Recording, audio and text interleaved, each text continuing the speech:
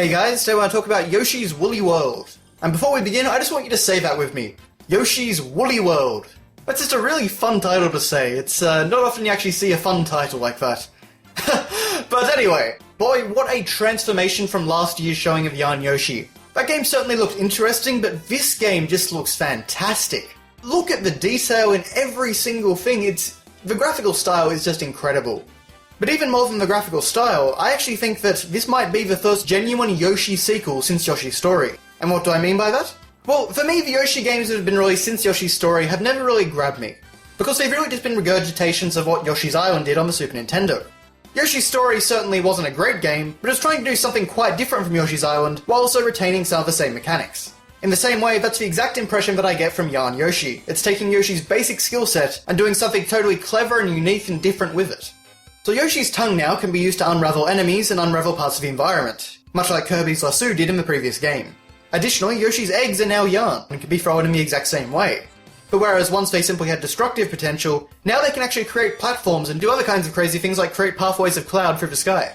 What a clever and natural evolution of Yoshi's basic abilities. I honestly can't imagine a more perfect marriage of visual art style and existing character. In addition to the basic mechanics, we also now have a two-player co-op mode, which looks like a lot of fun. And in fact, you can even eat your friend and use them as a projectile weapon.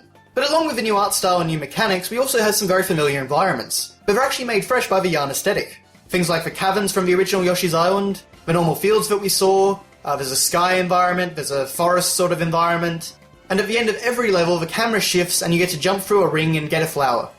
So basically what I'm getting at is that they kept all the elements that make Yoshi familiar and beloved, but they actually changed up enough to actually make it feel like a fresh, unique, innovative experience. And that's the reason why I feel like this might actually be the first proper Yoshi sequel, because it does what the Yoshi series always used to do, and that is constantly reinvent itself. Just like Yoshi's Island was a reinvention of Mario World, and Yoshi's Story was a reinvention of Yoshi's Island, Yoshi's Woolly World seems to be a reinvention of all that's come before it. And honestly, I'm really excited because I haven't enjoyed a Yoshi game for a very long time. The gameplay demos at the Treehouse Live event only cemented this further. It was absolutely fantastic seeing the Treehouse guys, and actually Takashi Tezuka, playing the game for us, as well as showing off some beta designs. One very interesting thing that Tezuka noted is that if you collect all the Wonder Wool collectibles in the game, which are those all kinds of balls of wool that you could find in the stages, then it will unlock something special for longtime Yoshi fans. I don't know about you guys, but that actually has me pretty interested. Unfortunately, it's not going to be until 2015. I was really hoping for a 2014 release on this one, but oh well, we'll have to find out next year. So what did you guys think of Yoshi's Woolly World? And let me know if you like saying Woolly World as much as I do. Thanks all for watching guys, and I'll see you next time.